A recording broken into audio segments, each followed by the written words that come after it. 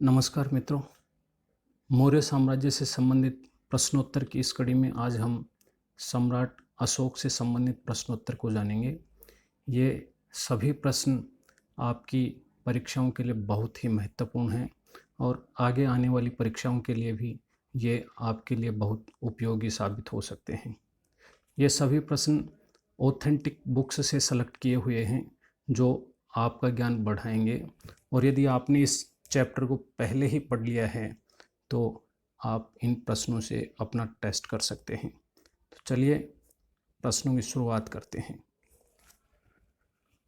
सबसे पहला प्रश्न है, अशोक का राज्याभिषेक कब हुआ था?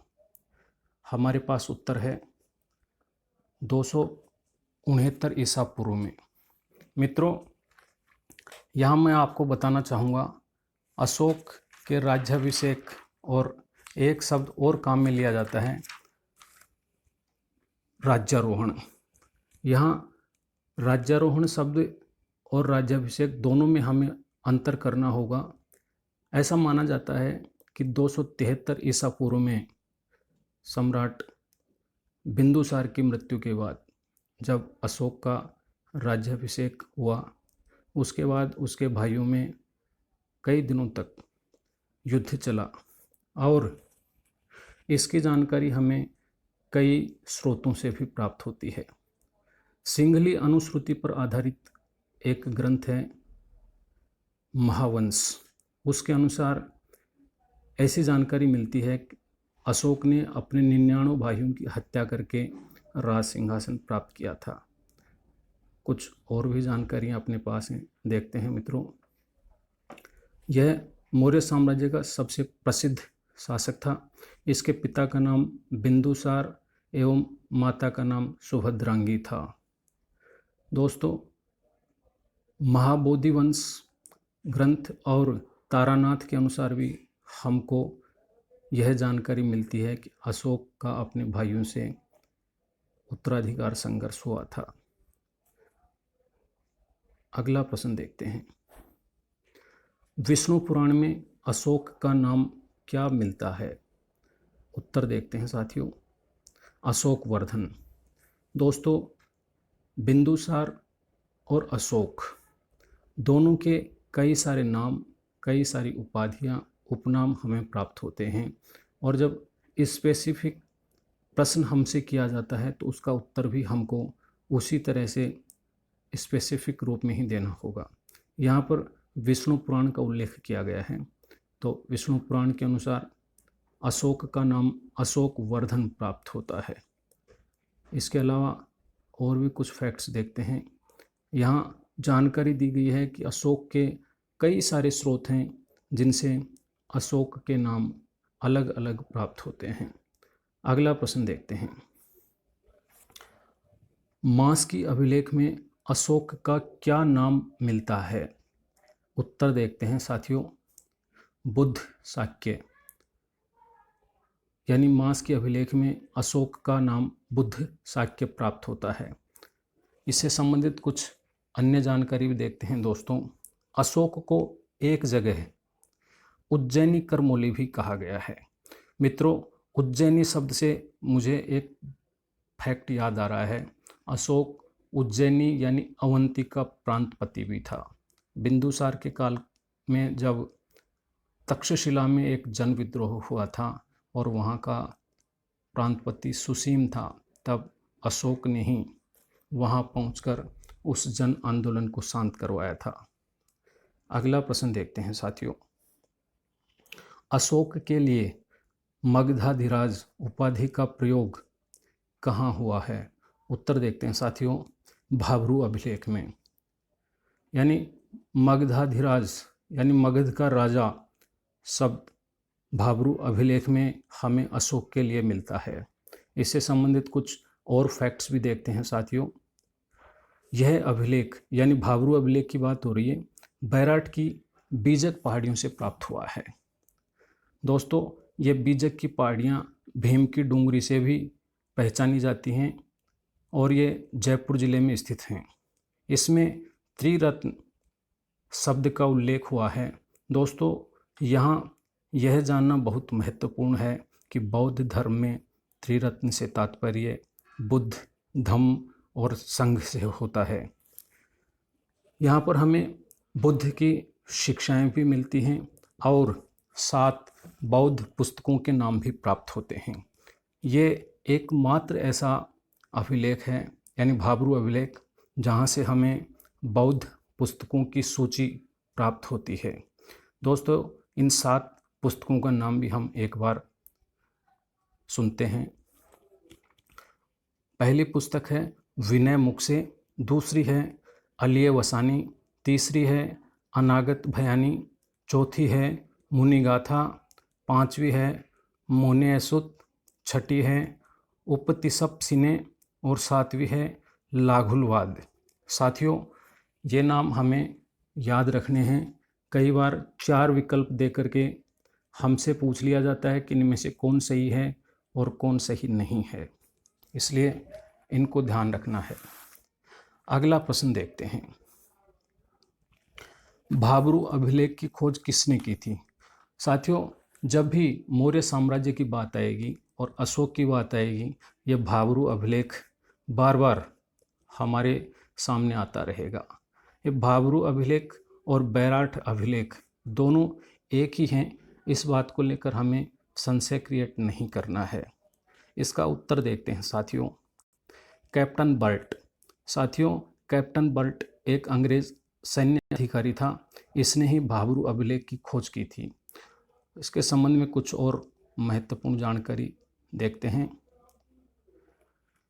इसकी खोज सन 1840 ईस्वी में की गई थी। इस अभिलेख से अशोक के बौद्ध होने का सबसे प्रबल प्रमाण प्राप्त होता है। अपने देखा, यहाँ से बौद्ध धर्म से संबंधित 7 पुस्तकें के नाम प्राप्त हुए हैं। साथ ही बौद्ध धर्म से संबंधित त्रिरत्न का भी उल्लेख हुआ है। इसके अलावा भाब्रू अभिलेख को वहाँ से कटवा करके और कोलकाता संग्रहालय में रखवाया गया है। और हेनस्वांग, जो कि चीनी यात्री था, उसने भी इस स्थान की यानी भाब्रू अर्थात विराटनगर की यात्रा की थी। अगला प्रश्न देखते हैं दोस्तों, पनगुड़रिया अभिलेख में अशोक का नाम क्या प्राप्त होता है? उत्तर देखते हैं साथियों, महाराज कुमार। यानी पनगुड़रिया अभिलेख में महाराज कुमार नाम की साम्यता अशोक से की गई है। इससे संबंधित कुछ और फैक्ट्स भी देखते हैं मित्रों। पनगुड़रिया को बुधनी के नाम से भी जाना जाता है, यानी चाहे पनगुड़रिया अभिलेख आ जाए या बुधनी अभिलेख आ जाए, दोनों का तात्पर्य एक ही होगा और इसमें अशोक के लिए महाराज कुमार शब्द का प्रयोग किया गया है। अगला प्रश्न देखते हैं साथियों, अशोक का नाम अशोक कहाँ से प्राप्त होता है? बहुत ही महत्वपूर्ण प्रश्न है मित्रों। उत्तर देखते हैं, मास्की, गुर्जरा, नेत्तूर और उदयगोलम, इन जगहों से प्राप्त अभिलेखों में हमें अशोक का नाम अशोक प्राप्त होता है। मित्रों, इससे संबंधित कुछ और जानकारी देखते हैं। इन 4 अभिलेखों में अशोक का नाम अशोक प्राप्त होता है। सर्वप्रथम मास्की अभिलेख से अशोक का नाम अशोक प्राप्त हुआ। तो दोस्तों, बहुत ही महत्वपूर्ण प्रश्न। और अभी मैं बता रहा था कि सर्वप्रथम जो मास्की अभिलेख था उसमें अशोक का नाम अशोक ही मिला। वहाँ पर एक लाइन हमको मिलती है, देवानाम पियस अशोकस। और गुर्जरा लेख में हमको भी एक पंक्ति मिलती है, देवानाम पियस पियदसिनो अशोक राजस। नाम उत्कीर्ण मिलता है, इसलिए दोनों ही जगह साथ में मास्की और गुर्जरा भी ध्यान रखना है। बहुत महत्वपूर्ण प्रश्न बार बार आता रहता है। अगला प्रश्न देखते हैं साथियों, अशोक की वंशानुगत उपाधि क्या थी? उपाधि देखते हैं साथियों, देवानाम प्रियदर्शी। यानी अशोक की वंशानुगत उपाधि देवानाम प्रियदर्शी थी। मित्रों, इससे संबंधित कुछ और फैक्ट्स भी देखते हैं। यह उपाधि रुम्मिनदेई, निगलिवा, रूपनाथ, गिरनार आदि कई लेखों से प्राप्त होती है। और मुद्रा राक्षस में चंद्रगुप्त को प्रियदर्शन या पियदर्शन कहा गया है। साथियों, मुद्रा राक्षस एक पुस्तक जिसके लेखक विशाख दत्त हैं, ये चीज़ भी हमें ध्यान में रखनी है। अगला प्रश्न देखते हैं मित्रों, अशोक के लिए प्रियदर्शी उपाधि कहाँ कहाँ से प्राप्त होती है? उत्तर देखते हैं साथियों, भाब्रू अभिलेख से, कंधार अभिलेख से और दीपवंश से। इन जगहों से अशोक के लिए प्रियदर्शी उपाधि प्राप्त होती है। और कुछ महत्वपूर्ण जानकारियां देखते हैं मित्रों। टर्नर, मित्रों ये एक व्यक्ति का नाम है जो कि एक अंग्रेज अधिकारी था और यह श्रीलंका में कार्यरत रहते हुए इसने कई सारी जानकारियां भेजी थी और जेम्स प्रिंसेप को वहाँ से समाचार किया था अशोक के लिए प्रियदर्शी उपाधि का। कुछ और चीज़ देखते हैं। टर्नर ने पाली ग्रंथ दीपवंश के आधार पर प्रियदर्शी का समीकरण अशोक से स्थापित करके जेम्स प्रिंसेप को इसकी जानकारी दी थी और ये टर्नर श्रीलंका में अंग्रेज पदाधिकारी के रूप में कार्यरत था। अगला प्रश्न देखते हैं मित्रों, ये ध्यान देना है हमें अगला प्रश्न देखने से पहले मित्रों कि प्रियदर्शी, पियदसी, देवानाम प्रियदर्शी ये अशोक की भिन्न भिन्न उपाधियां या उपनाम थे।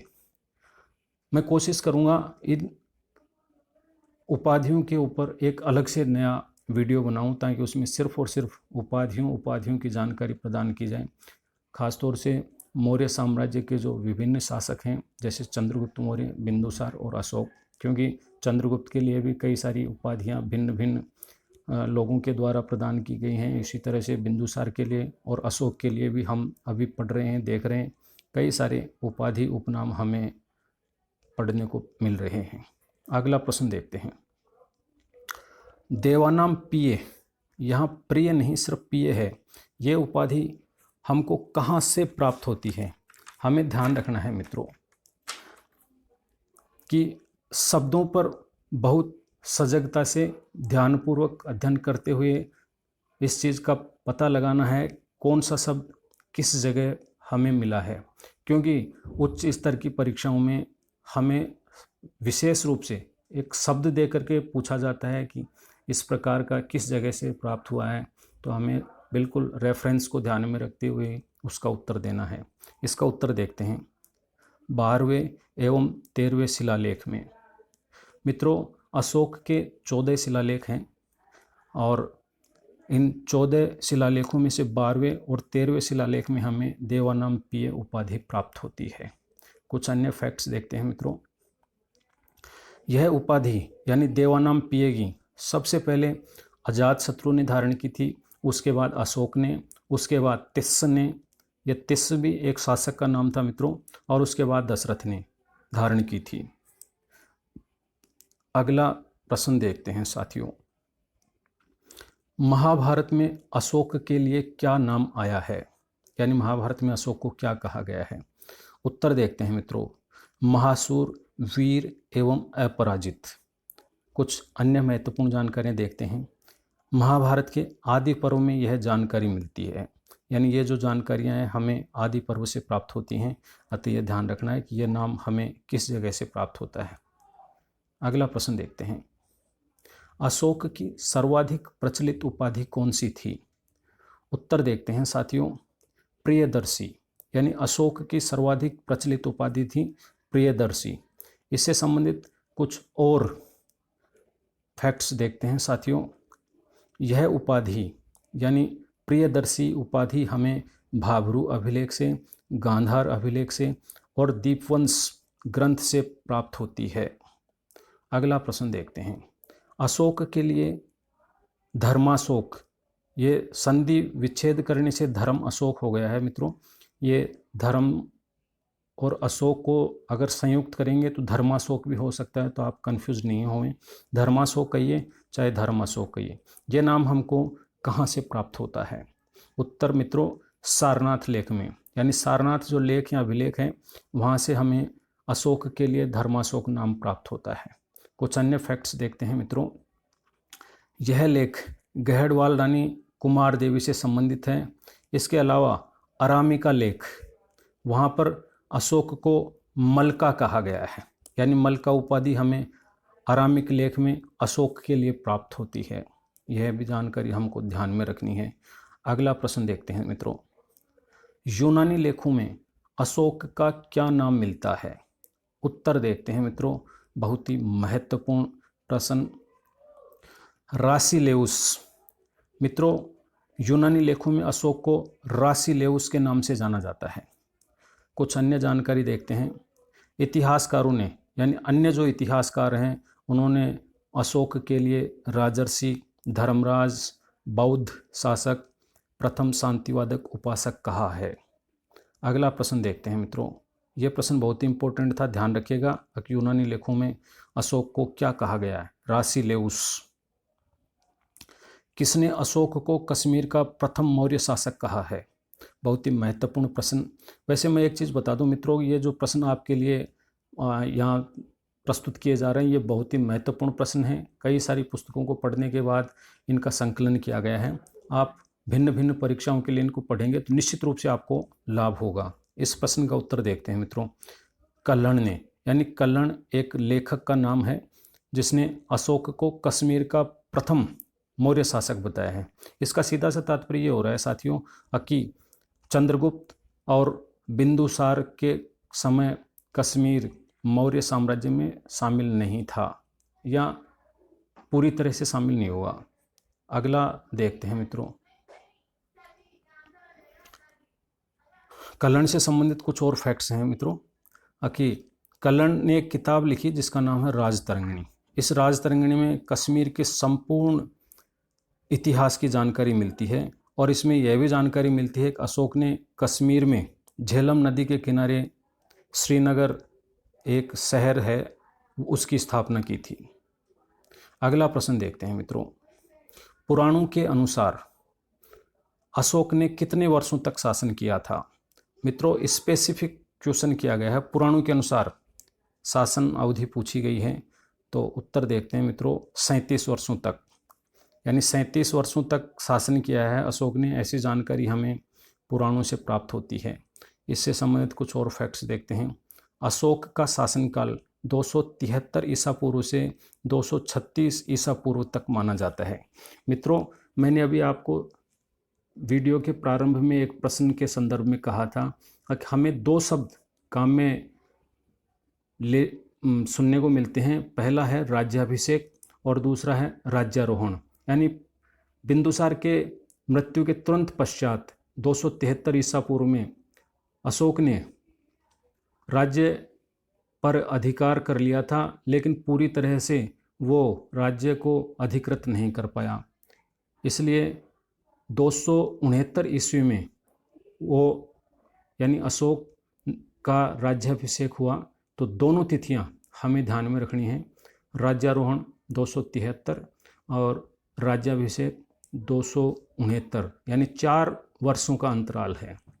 और इस 4 वर्षों के अंतराल में इतिहासकारों के द्वारा ऐसा माना जाता है कि अशोक ने अपने भाइयों से उत्तराधिकार संघर्ष किया था, जिसमें उन सबको पराजित करके और शासक बना। इसकी जानकारी हमें महावंश और तारानाथ के अनुसार जो ग्रंथ लिखे गए हैं उनसे प्राप्त होती है। अगला प्रश्न देखते हैं मित्रों, अशोक ने अपना प्रधानमंत्री किसे बनाया था? उत्तर देखते हैं मित्रों, राधागुप्त को।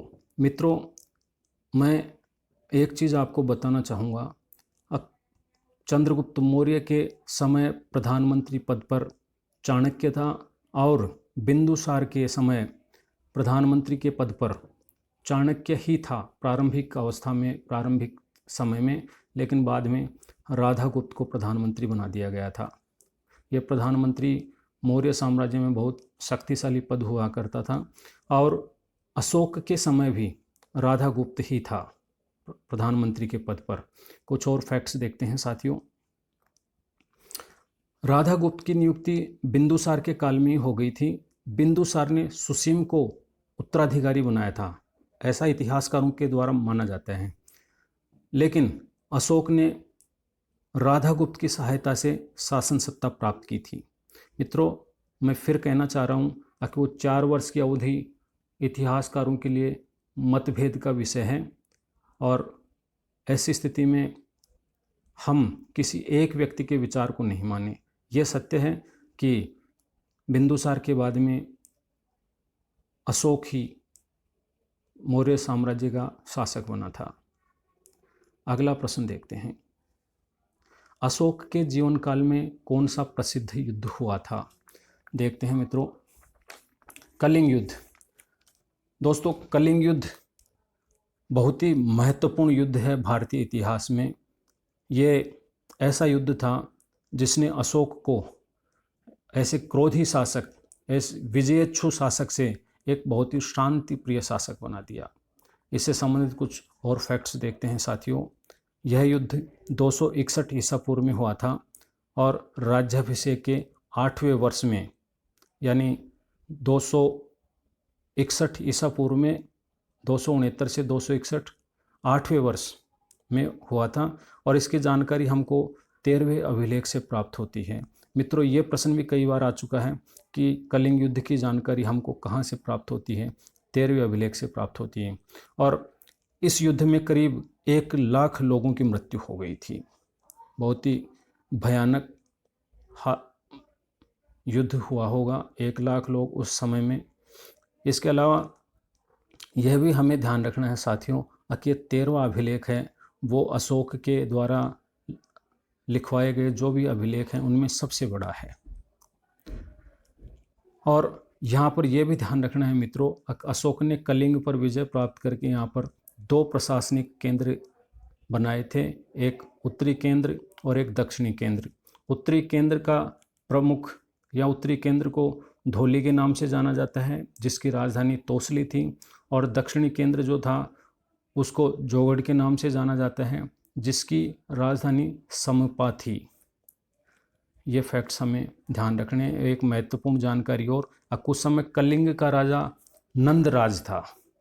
तो ये प्रश्न भी कई बार आ चुका है कि कलिंग युद्ध के समय कलिंग का शासक कौन था? तो नंदराज था। अगला प्रश्न देखते हैं मित्रों, अशोक किस धर्म का अनुयायी था? उत्तर देखते हैं मित्रों, बौद्ध धर्म का। कुछ अन्य फैक्ट्स देखते हैं साथियों। इसकी जानकारी हमें भाबरू अभिलेख से प्राप्त होती है। यहाँ से 7 बौद्ध पुस्तकें नाम सहित प्राप्त होती हैं और बौद्ध धर्म के त्रिरत्न की जानकारी भी यहाँ से मिलती है। बौद्ध धर्म के त्रिरत्न से तात्पर्य बौद्ध धम्म और संघ से है मित्रों। और इतनी सारी बातें हमें सिर्फ और सिर्फ बौद्ध धर्म से प्राप्त हुई हैं। अतः हम ये मान सकते हैं कि अशोक निश्चित रूप से बौद्ध धर्म का अनुयायी था। हालांकि एक चीज़ और बताना चाहूँगा कि कल्लण की राजतरंगिणी के अनुसार हमें यह जानकारी मिलती है कि अशोक शैव उपासक था, यानी शिव जी का उपासक था। तो इतिहासकारों ने यह भी माना कि प्रारंभिक अवस्था में अशोक शैव का उपासक रहा होगा, लेकिन बाद में वह बौद्ध धर्म का अनुयायी हो गया।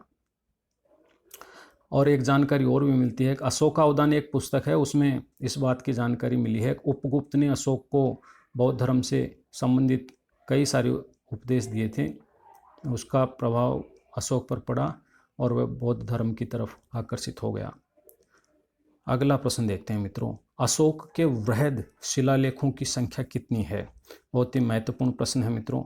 उत्तर देखते हैं, 14 शिलालेख, यानी शिलालेखों की संख्या 14 मानी जाती है। इससे संबंधित कुछ फैक्ट्स देखते हैं मित्रों। अशोक के शिलालेख 2 भागों में बांटे जाते हैं, लघु शिलालेख और वृहद शिलालेख। वृहद शिलालेखों की संख्या 14 है और ये 8 स्थानों से प्राप्त हुए हैं। मित्रों, इन 14 शिलालेखों में 13वां शिलालेख सबसे बड़ा माना जाता है और इसी में कलिंग युद्ध की जानकारी भी मिलती है। अगला प्रश्न देखते हैं, अशोक के समय कौन सी बौद्ध संगति का आयोजन किया गया था? मित्रों, बहुत ही महत्वपूर्ण प्रश्न है, कई बार परीक्षा में आ चुका है। उत्तर देखते हैं, तीसरी बौद्ध संगति का, यानी अशोक के समय तृतीय बौद्ध संगति का आयोजन किया गया था। कुछ अन्य फैक्ट्स देखते हैं मित्रों। इस बौद्ध संगति के अध्यक्ष मोगलीपुत्तिस थे। इन्होंने अभिधम्म पिटक की रचना की थी। मित्रों, ये अभिधम्म पिटक बौद्ध धर्म का एक महत्वपूर्ण ग्रंथ है और इन्होंने इसका आयोजन, यानी तृतीय बौद्ध संगति का आयोजन 251 ईसा पूर्व में पाटलिपुत्र नामक स्थान पर किया था। दोस्तों, मैं एक वीडियो बनाऊंगा समस्त बौद्ध संगतियों को लेकर के, यानी 4 बौद्ध संगतियाँ हुई हैं, उससे संबंधित एक वीडियो बनाऊंगा जिसमें सारी बौद्ध संगतियों की जानकारी आपको प्रदान करूंगा, जो आपके ज्ञानवर्धन को और अधिक मजबूत करेंगी।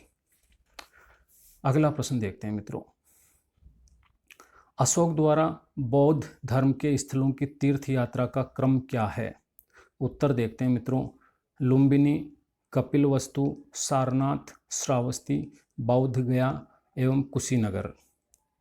कुछ अन्य फैक्ट्स देखते हैं मित्रों, अशोक ने लुम्बिनी की यात्रा अपने राज्याभिषेक के 20वें वर्ष में की थी। तो हमें ध्यान रखना, ये प्रश्न कई बार आ चुका है कि लुम्बिनी में अशोक के द्वारा यात्रा कब की गई, तो राज्याभिषेक के 20वें वर्ष में। यहाँ राज्याभिषेक आ रहा है मित्रों। अगला प्रश्न देखते हैं, किस स्थान से अशोक की मूर्ति नाम सहित प्राप्त हुई है? यानी ऐसा कौन सा जगह, स्थान या जगह है जहाँ पर अशोक की मूर्ति भी मिली है और उस पर अशोक का नाम भी लिखा हुआ है? देखते हैं साथियों, उत्तर कनगनहल्ली से। यह कनगनहल्ली एक जगह का नाम है मित्रों। तो बहुत ही इम्पोर्टेंट क्वेश्चन, अशोक की मूर्ति नाम सहित कहाँ से प्राप्त हुई है? कनगनहल्ली से।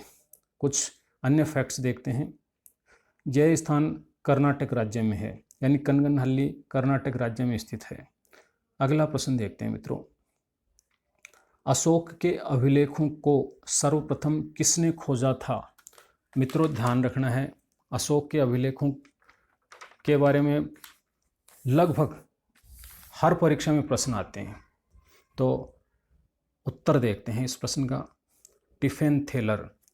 टिफेन थेलर एक अंग्रेज व्यक्ति का नाम है जिसने पहली बार अशोक के अभिलेखों का पता लगाया था। मित्रों, उन्होंने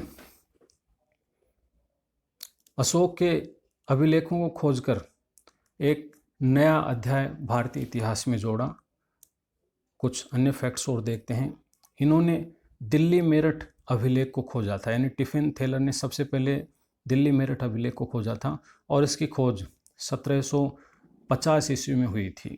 यानी टिफिन थेलर ने 1750 ईस्वी में अशोक का अभिलेख खोजा था और वो था दिल्ली मेरठ अभिलेख। दोस्तों, एक इम्पोर्टेंट फैक्ट और बताना चाहूँगा, अभिलेखों की खोज यानी अशोक के अभिलेखों की खोज टिफिन थेलर ने 1750 ईस्वी में की थी, लेकिन अशोक के अभिलेखों को पढ़ने का कार्य, रीडिंग का कार्य सबसे पहले जेम्स प्रिंसेप ने किया था और उनको पहली बार इन अभिलेखों को पढ़ने में सफलता 1837 ईस्वी में मिली थी। और ये जेम्स प्रिंसेप कलकत्ता टकसाल के अधिकारी थे और एशियाटिक सोसाइटी के सचिव भी रहे। ये जानकारी भी आपको ध्यान में रखनी है। अगला प्रश्न देखते हैं मित्रों। दोस्तों, अशोक के अभिलेखों को किसने लिखा था? बहुत ही इम्पोर्टेंट प्रश्न मित्रों। उत्तर देखते हैं, चापड़। मित्रों, ये चापड़ एक व्यक्ति का नाम है जिसने अशोक के अभिलेखों को लिखने का कार्य किया था। बहुत ही इम्पोर्टेंट क्वेश्चन है, ध्यान में रखिएगा। कुछ और महत्वपूर्ण जानकारियाँ देखते हैं। अशोक के अभिलेखों में एकमात्र नाम इसी का प्राप्त होता है। इसका उल्लेख यानी चापड़ का उल्लेख ब्रह्मगिरी, जतिंग रामेश्वर और सिंहपुर द्वितीय अभिलेख से प्राप्त होता है। मित्रों, सीधा सा तात्पर्य, एकमात्र लेखक जो अभिलेखों को रचने वाला था अशोक के समय में, उसका नाम चापड़ था। तो ध्यान में रखना है, चापड़। मित्रों, ये आज के इस वीडियो के प्रश्न थे और उम्मीद करता हूँ कि ये वीडियो आपको बहुत अधिक पसंद आया होगा। मित्रों, आपको एक जानकारी देना चाहूँगा कि आगे अगले 1, 2, 3 वीडियोज़ में हम अशोक से संबंधित संपूर्ण जानकारियों को हासिल करेंगे। ये अशोक के सामान्य परिचय, नाम, उपनाम, उपाधियों से संबंधित थे और कुछ अन्य महत्वपूर्ण घटनाक्रम जिनका अशोक के जीवन में योगदान रहा है। इसके अलावा हम अब अशोक के अभिलेखों के बारे में और अशोक के स्तंभ लेखों के बारे में और गुहा लेखों के बारे में भी आगे आने वाले वीडियोज़ में जानकारी प्राप्त करेंगे। मित्रों, अगर आपको यह वीडियो पसंद आया हो तो इसे लाइक, शेयर और सब्सक्राइब ज़रूर करें। बहुत बहुत धन्यवाद।